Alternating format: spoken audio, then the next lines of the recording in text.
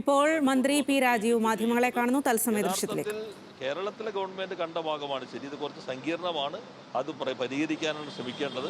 അതിനുള്ള ശരിയായ ശ്രമം ഞങ്ങൾ നേരത്തെ പറഞ്ഞു. താൽക്കാലിക കയ്യടിക്ക് വേണ്ടിയുള്ള നിലപാട് ഗവൺമെന്റ് സ്വീകരിക്കുകയില്ല.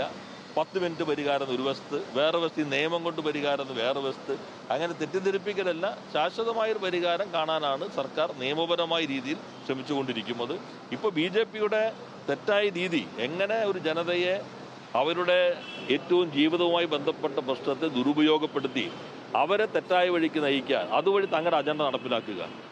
യഥാർത്ഥത്തിൽ ഒരു വഖഫ് ബോർഡിനകത്ത് മുസ്ലിം അല്ലാത്ത ആളുകളെ അംഗത്വം നൽകുന്നത്, അവൻ്റെ നിർവഹണത്തിൽ നേരത്തെ ഉള്ളതിൽ നിന്ന് വ്യത്യസ്തമായി അമുസ്ലിമായ ആളുകൾക്ക് നേതൃത്വം നൽകുന്നത് ഉൾപ്പെടെയുള്ള കാര്യങ്ങൾ, അതിൻ്റെ തുടർച്ചയിൽ ഓർഗനൈസറിൽ വന്ന ലേഖനം, ഇതെല്ലാം കൂട്ടിച്ചേർത്ത് സമഗ്ര പദ്ധതിയുടെ ഭാഗമാണ് എന്ന് ഞങ്ങളെല്ലാം പറഞ്ഞ ഭാഗത്ത് നിരാകരിച്ചുകൊണ്ട് ഇവനെ ഇരുകൈയും വീട്ടി സ്വീകരിച്ച ആളുകൾ അവർ അപകടം ഇപ്പോഴും തിരിച്ചറിയും എന്നാണ് കണക്കാക്കുന്നത്.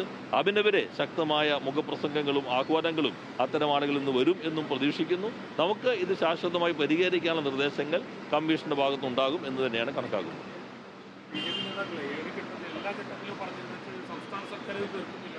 പകരം ഇത് നീട്ടിക്കൊണ്ടുപോവുകയാണ്, ആ ജനതയെ മുഴുവൻ കുഴപ്പത്തിലേക്ക് തള്ളുകയാണ്. പക്ഷെ ഇന്ന് മന്ത്രി വ്യക്തമായിട്ട് കാര്യങ്ങൾ പറയുന്നുണ്ട്. അത് ഞങ്ങൾ നേരത്തെ പറഞ്ഞല്ലോ, ഇതിപ്പോൾ ബില്ല് കൊണ്ടുവന്ന് ഞാൻ പറഞ്ഞു. അങ്ങനെയാണെങ്കിൽ അപ്പം തന്നെ സമരം അവസാനിപ്പിച്ചവർ പോകണല്ലോ, അതിനകത്ത് ആഹ്ലാദം പ്രകടിപ്പിച്ചുകൊണ്ട്.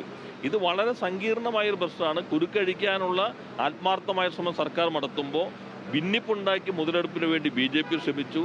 അതിൽ നിന്ന് തങ്ങൾക്ക് എന്തെങ്കിലും കിട്ടുമോ എന്ന് മറ്റു ചിലർ ശ്രമിച്ചു. ഇപ്പോൾ കാര്യങ്ങൾ വളരെ കറുപ്പും വെളുപ്പും പോലെ വ്യക്തമായി കഴിഞ്ഞിട്ടുണ്ട്.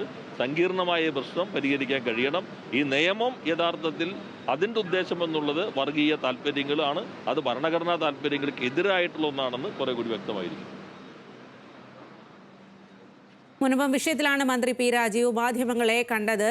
സർക്കാരിൻ്റെ താല്പര്യം അല്ലെങ്കിൽ സർക്കാരിൻ്റെ ഇതിലെ ലക്ഷ്യം വ്യക്തമാണ്. മറ്റുള്ളവരുടെ താല്പര്യവും ഇപ്പോൾ വ്യക്തമായി കഴിഞ്ഞിരിക്കുന്നു. BJP ഈ ബില്ലിലൂടെ വർഗീയ ധ്രുവീകരണത്തിനാണ് ശ്രമിക്കുന്നത് എന്നുമാണ് മന്ത്രി പ്രതികരിച്ചത്.